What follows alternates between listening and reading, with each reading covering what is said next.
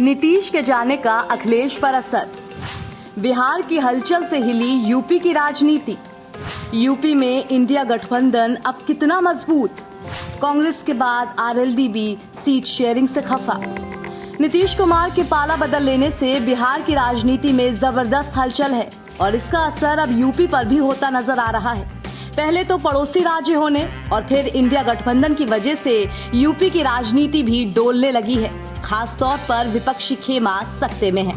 खबर है कि कांग्रेस के बाद अब आरएलडी भी सपा से खफा नजर आ रही है।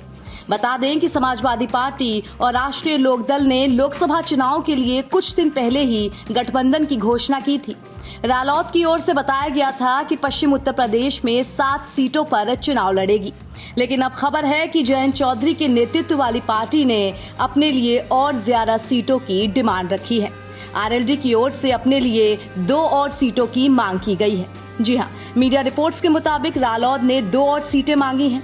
सपा और राष्ट्रीय लोकदल के बीच अभी 7 सीटों पर समझौता हुआ है, यानी पार्टी ने कुल 9 सीटों पर दावेदारी कर दी है।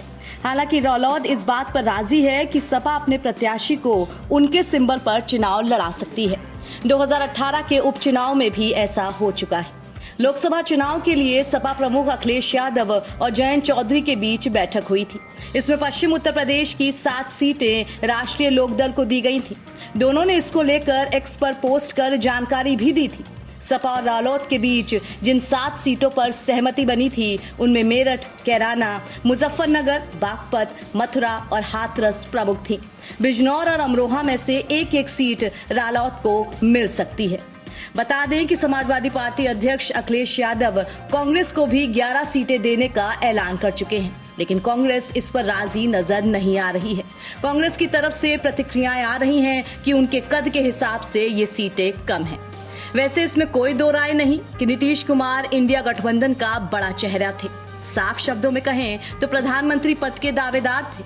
अब नीतीश के इंडिया गठबंधन से किनारा कर लेने के बाद विपक्ष के समीकरण काफी उलझ चुके हैं और इसी की एक झलक कांग्रेस, रालोद, सपा के बीच खींचतान में नजर भी आ रही है। अब देखते हैं कि ये सियासी तूफान कब थमता है। एनबीटी ऑनलाइन की रिपोर्ट।